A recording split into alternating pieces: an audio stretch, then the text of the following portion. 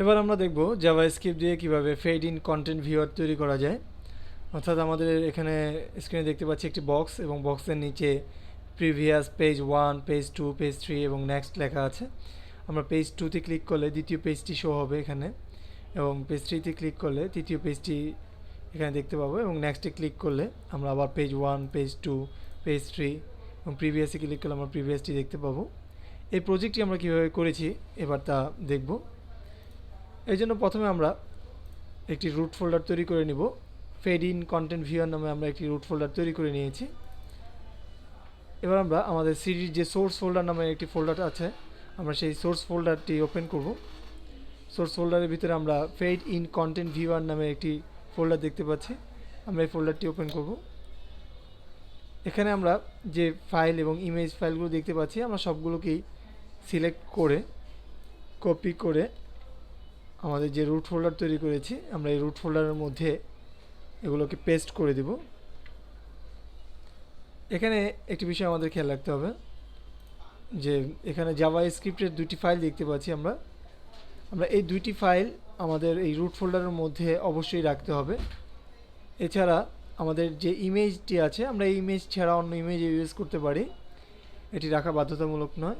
এবং আমাদের যে বডি স্ক্রিপ্ট এবং হেড স্ক্রিপ্ট নামে দুটি ফাইল দেখতে পাচ্ছি, এটিও এখানে না রাখলেও চলবে, কিন্তু আমরা আমাদের কাজের সুবিধার্থে আমরা এই দুটি ফাইলকেও এখানে কপি করে এনেছি। এবার আমরা আমাদের এখানে যে হেড স্ক্রিপ্ট নামে যে ফাইলটি আছে, আমরা এই ফাইলটিকে ওপেন করব।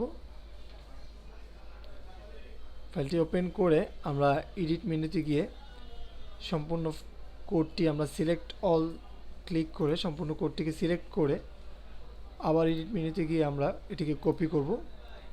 কপি করে এবার আমরা চলে যাব ড্রিমওয়েভারে। আমরা ড্রিমওয়েভারে নতুন একটি ফাইল ওপেন করব। এখানে দেখতে পাচ্ছি ক্রিয়েট নিউ।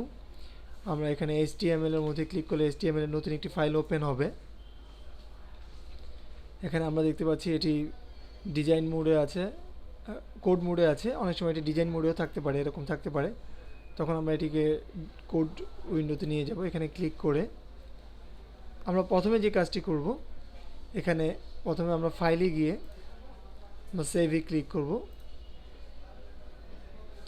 আমাদের যে রুট ফোল্ডার আছে, আমাদের এই ফেড ইন কন্টেন্ট ভিউয়ার নামে এই ফোল্ডারটি দেখতে পাচ্ছি। আমরা এই রুট ফোল্ডারের মধ্যে আমরা এই ফাইলটিকে যে নামে সেভ করতে চাই, সাপোজ আমরা ইন্ডেক্স নামে এই ফাইলটিকে সেভ করলাম। ইন্ডেক্স লিখে আমরা সেভে ক্লিক করব। ফাইলটি সেভ করার পরে আমরা যে কোডটি আমরা হেড স্ক্রিপ্ট ফাইল থেকে যে কোডটি আমরা কপি করে এনেছি, আমরা এখানে যে হেড দেখতে পাচ্ছি, স্টার্টিং হেড এবং ক্লোজিং হেড, আমরা এই দুটি হেড ট্যাগের মধ্যে, অর্থাৎ এই টাইটেলের নিচে আমরা এই কোডটি পেস্ট করে দেব।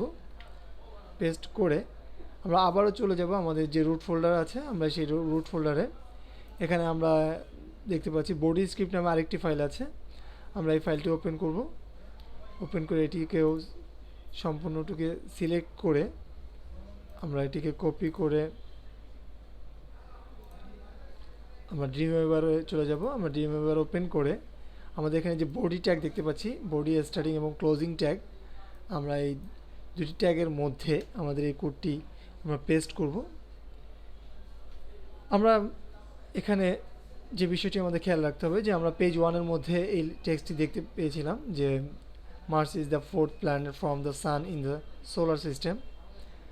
এই টেক্সটির জায়গায় আমরা এখানে এই ডিপ ক্লাস ফেড কন্টেন্ট এটির মাঝখানে যা আছে, আমরা এখানে তা এগুলোকে ডিলিট করে আমরা নিজেরা যা লিখব, যেমন আলহেরা মাল্টিমিডিয়া, আমরা এটিও লিখতে পারি। এছাড়া আমাদের ইচ্ছা মতো আমরা টেক্সট এডিট করতে পারি। আমরা এখানে দ্বিতীয় পেজের জন্যে এই টেক্সটটি আছে, এখানে আমরা অন্য কিছু চেঞ্জ করে নিতে পারি। এবং আমাদের এখানে যে ডিপ ক্লাস আমরা দেখতে পাচ্ছি, অর্থাৎ তৃতীয় পেজে আমরা দেখতে পাচ্ছিলাম যে তৃতীয় পেজে এখানে একটি ইমেজ আছে, আমরা ইমেজ দেখতে পাচ্ছি।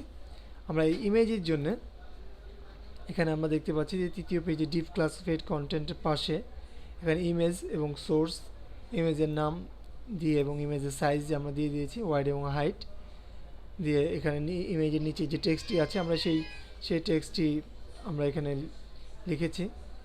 এভাবে আমরা এই ফাইলটিকে এডিট করে আমরা আবারও ফাইলে গিয়ে আমরা ফাইলটিকে সেভ করে নেব।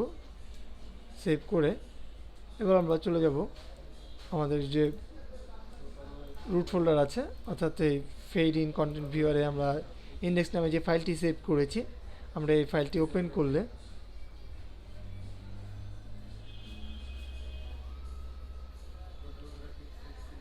আমরা এখানে দেখতে পাচ্ছি আমরা